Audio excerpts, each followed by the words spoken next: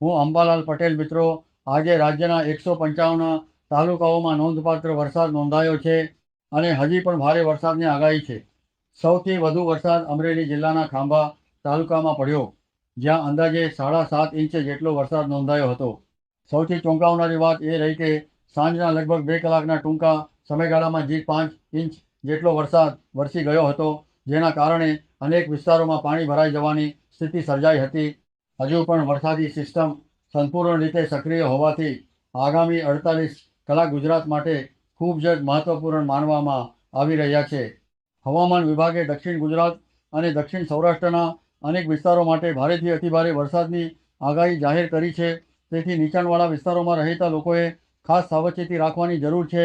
બીજી તરફ બંગાળની ખાડીમાં ફરી એક નવી સિસ્ટમ સક્રિય થવા લાગી છે, જેના કારણે ભેજનું પ્રમાણ સતત વધી રહ્યું છે અને આ ભેજ ગુજરાત સુધી પહોંચી રહ્યું છે. તેના કારણે ઉત્તર ગુજરાત, મધ્ય ગુજરાત તેમજ અત્યાર સુધી ઓછો વરસાદ મેળવનારા કચ્છ, બનાસકાંઠા અને પાટણ જેવા વિસ્તારોમાં પણ હવે વરસાદની શક્યતા વધી રહી છે. ચોમાસાની વાત કરીએ તો હવે સમગ્ર દેશનો મોટાભાગનો વિસ્તાર ચોમાસાની ઝપેટમાં આવી ગયો છે અને માત્ર કચ્છ તથા રાજસ્થાનનો થોડોક વિસ્તાર જે બાકી રહ્યો છે, જે પણ આજે અથવા આવતીકાલ સુધીમાં સંપૂર્ણપણે ચોમાસાથી આવરી લેવાય તેવી શક્યતા વ્યક્ત કરવામાં આવી રહી છે.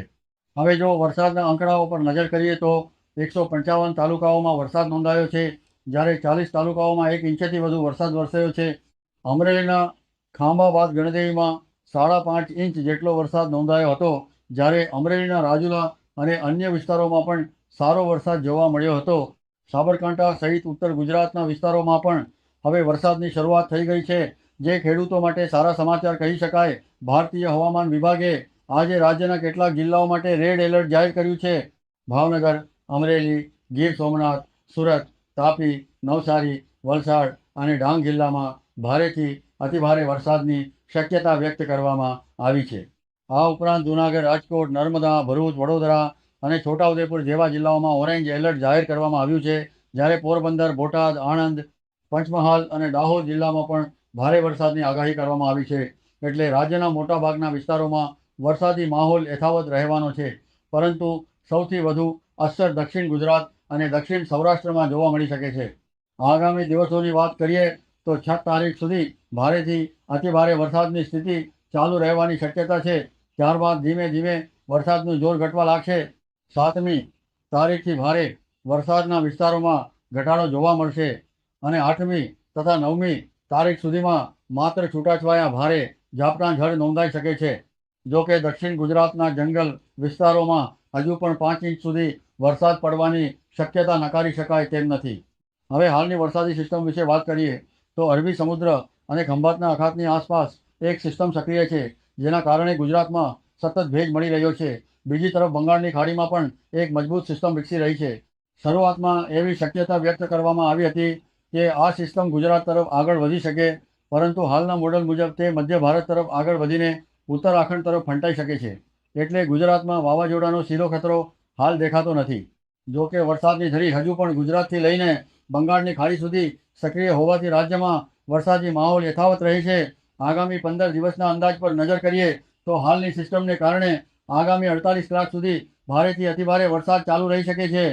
ત્યારબાદ ધીમે ધીમે વરસાદનું જોર ઘટશે અને 7મી તારીખ પછી મોટાભાગના વિસ્તારોમાં સામાન્યથી મધ્યમ વરસાદ અથવા છૂટાછવાયા ઝાપટાં જોવા મળશે. ઉત્તર ગુજરાત અને મધ્ય ગુજરાતમાં હજુ સારો વરસાદી રાઉન્ડ આવી શકે છે, કારણ કે ત્યાં અત્યાર સુધી વરસાદની થોડી ઘટ જોવા મળી રહી છે. જો કે દક્ષિણ ગુજરાત અને સૌરાષ્ટ્રમાં હાલ જેટલો ભારે વરસાદ પડી રહ્યો છે તેવી સ્થિતિ લાંબા સમય સુધી રહેવાની શક્યતા ઓછી છે. મધ્ય જુલાઈ સુધી કેટલાક દિવસો વરસાદમાં વિરામ પણ જોવા મળી શકે છે અને ખાસ કરીને વહેલી સવારના સમયે હળવા અથવા મધ્યમ ઝાપટાં નોંધાઈ શકે છે. હાલના હવામાન મોડલ મુજબ 15મીથી 16મી તારીખ સુધી કોઈ મોટા વાવાઝોડા અથવા અત્યંત ભારે વરસાદનો ખતરો દેખાતો નથી. હવામાન વિભાગના લાંબા ગાળાના અનુમાન મુજબ પણ સમગ્ર જુલાઈ દરમિયાન સતત અતિભારે વરસાદ રહે તેવી શક્યતા દર્શાવવામાં આવી નથી. એટલે ખેડૂતો, પ્રવાસીઓ અને સામાન્ય નાગરિકોએ આગામી 2 દિવસ ખાસ સાવચેત રહેવું, સ્થાનિક તંત્રની સૂચનાઓનું પાલન કરવું અને ખાસ કરીને નદી, નાળા તથા નીચાણવાળા વિસ્તારોમાં જવાનું ટાળવું. આગામી દિવસોમાં વરસાદનું જોર ભલે થોડું ઓછું થાય, પરંતુ ચોમાસું હજુ સક્રિય રહે છે અને સમયાંતરે રાજ્યના વિવિધ વિસ્તારોમાં વરસાદી ઝાપટાં ચાલુ જ રહે છે. તેથી હવામાનના દરેક નવા અપડેટ પર નજર રાખવી ખૂબ જ જરૂરી છે.